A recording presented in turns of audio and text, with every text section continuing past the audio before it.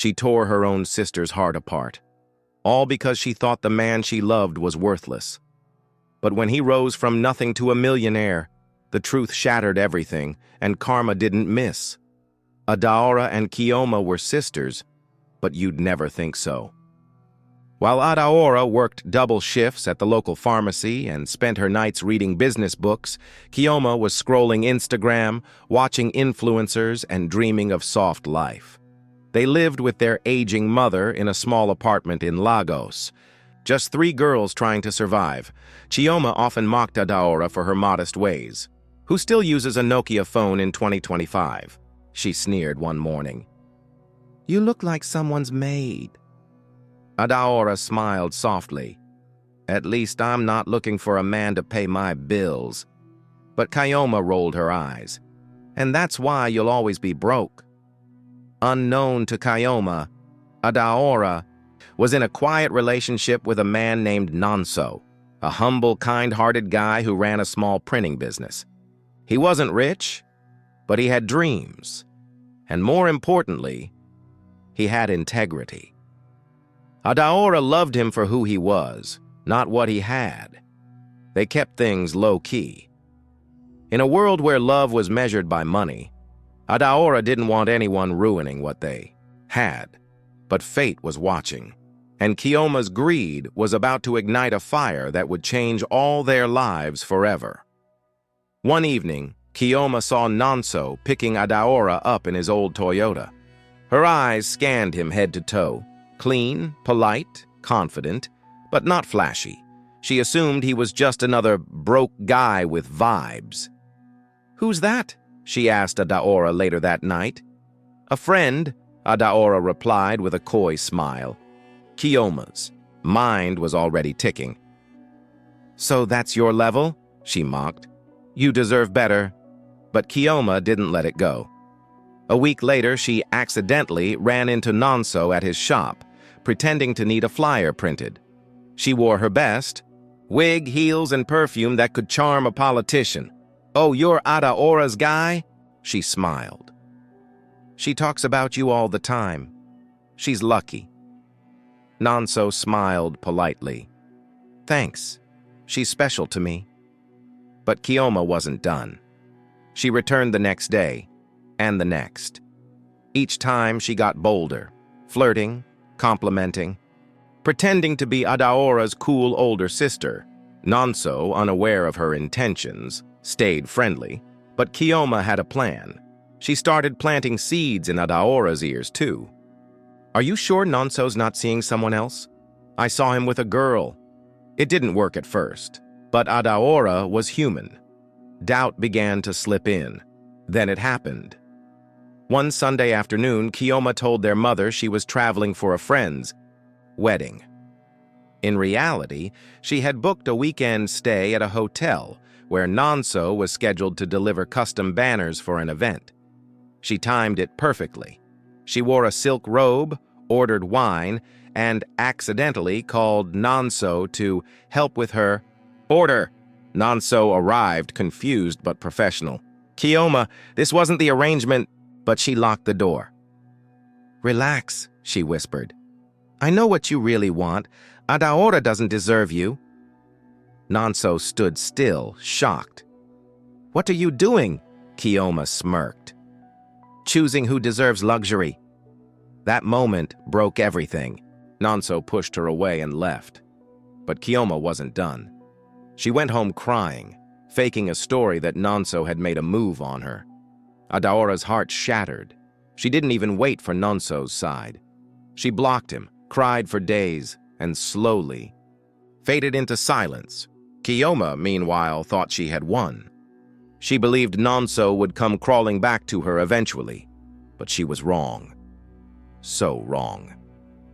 After Adaora blocked him, Nonso tried everything to reach her. Texts, calls, emails, even stopping by the pharmacy. But Adaora avoided him like a plague. Her heart was broken and her trust shattered. Chioma kept up the act, bringing her food, pretending to care. "He's not who you thought he was, Adaora. You deserve better." Adaora nodded silently.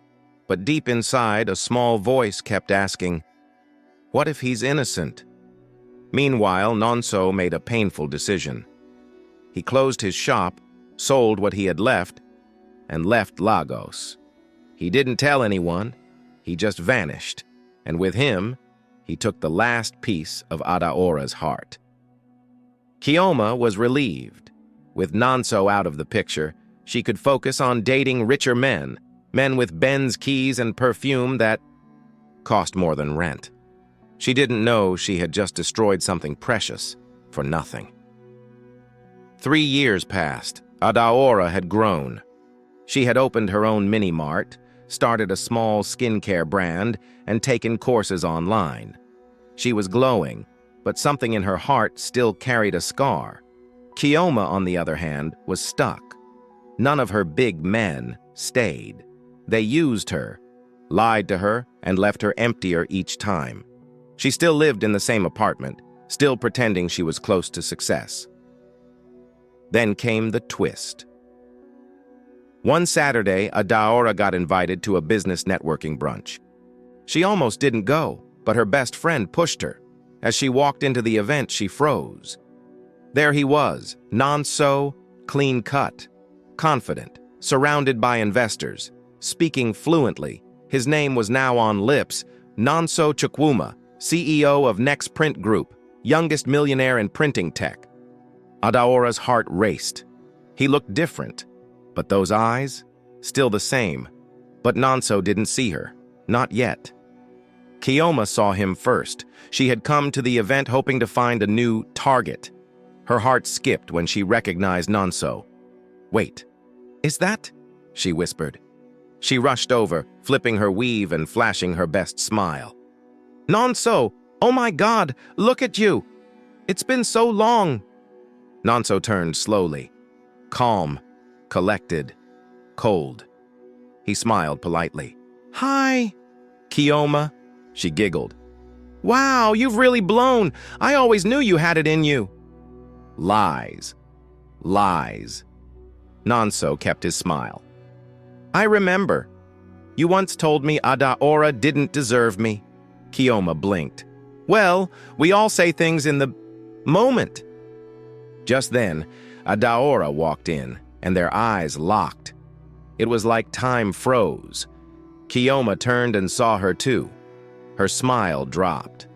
Something in Nonso's eyes shifted. This wasn't just business anymore. This was unfinished business, and karma was already in motion. The air between Nonso and Adaora was heavy with memories. As she approached slowly, Chioma stood awkwardly between them like a forgotten chapter. Nonso's eyes softened. "Adaora." She held her breath. Her voice trembled. "Hi, Nonso." Chioma interrupted. "You two still talk?" She forced a laugh. "You remember what he did, right?" But Nonso turned to her sharply. "What I did?" Chioma flinched. "I never touched you, Chioma," he said, loud enough for heads to turn. "You lied, and you knew you lied." Gasps filled the space around them. Adaora's lips parted slightly. Her heart started pounding. "Wait, what?" Nonso looked straight into Adaora's eyes. "You never asked me what happened. You believed her." Adaora's knees felt weak. Chioma panicked. "Nonso, stop! You're making me look bad." "You did that all by yourself," he replied calmly. He looked at Adaora again. "I waited, I tried, but you were gone, so I left to find peace and purpose." Chioma's face burned with shame as eyes turned toward her, and just like that, her mask cracked. That night, Chioma broke down. She waited until they got home, then burst into Adaora's room. "I didn't mean for it to go this far," she sobbed. "I thought he was broke. I didn't know he'd become that." Adaora sat in silence, letting her cry. "I was jealous," Chioma admitted. "You always had peace, and I was always chasing things that never stayed." Adaora finally spoke, her voice quiet. "You didn't just break my heart. You shattered my faith, in love, in trust. In family. Chioma fell to her knees. Please forgive me. Adaora sighed. I do. But forgiveness doesn't mean forgetting, and it doesn't mean I trust you again. Chioma nodded slowly, tears streaking her face. The weight of her choices had finally landed. The next day, Adaora received a call. It was Nonso. Can we talk? He asked. They met at a quiet rooftop lounge. This time, no crowd, no noise. Just the two of them, raw and honest. I never stopped loving you, he said. Even when I hated how you left, I still prayed for you. Adaora's voice cracked. I thought I was protecting myself. I didn't know I was hurting the only person who never lied to me. They sat in silence, years of pain between them, slowly melting. Then Nonso smiled. Let's start over. From scratch. No secrets. No noise. Adaora's eyes welled up. From scratch sounds perfect. Below that rooftop, Chioma scrolled through her phone, watching a live stream of Nonso being honored on TV, with Adaora standing by his side. And that was the moment she realized, the things you chase for the wrong reasons will never stay. Weeks passed, and Adaora and Nonso took it slow, rebuilding what was lost. There were still awkward moments, still questions, still healing. But this time, it was honest. They went on quiet walks, worked on charity projects together, and even co-hosted a youth entrepreneurship seminar. Adaora's calm wisdom blended perfectly with Nonso's ambition. People began to notice. At one event, a reporter asked Nonso, "Is this your wife?" He smiled, then looked at Adaora. Not yet, but soon. That night, under fairy lights on her store rooftop, Nonso got down on one knee.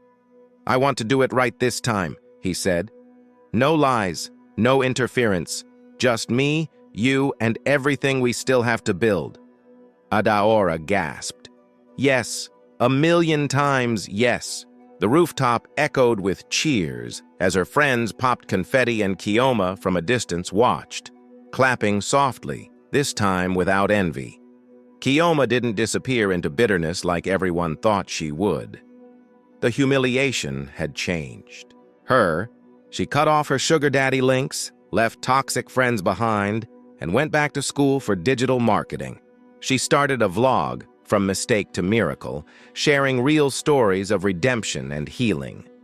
At first it felt fake, but slowly, as messages poured in, she realized her pain had a purpose. She even posted a public apology to Adaora on her page. I hurt the person who loved me the most, chasing things that meant nothing. If you've ever betrayed someone, learn from me. Don't wait till the damage is done. The post went viral. For the first time in years, Chioma slept peacefully. Not because she had everything, but because she had finally changed 1 year later. The wedding was beautiful, classy, intimate, no over-the-top drama, just deep love. As Nonso and Adaora said their vows, even the air seemed to sigh with relief. Chioma was there, this time as a guest, not a threat. She hugged her sister tightly after the ceremony. You look beautiful. He's lucky. Adaora smiled. We all got a second chance, Chioma. Just don't waste yours. As the couple danced under the stars, a quote from their wedding program stood out. What is meant for you will never miss you, and what you steal will never stay. In the end, greed bowed, humility rose, and love, real love, won.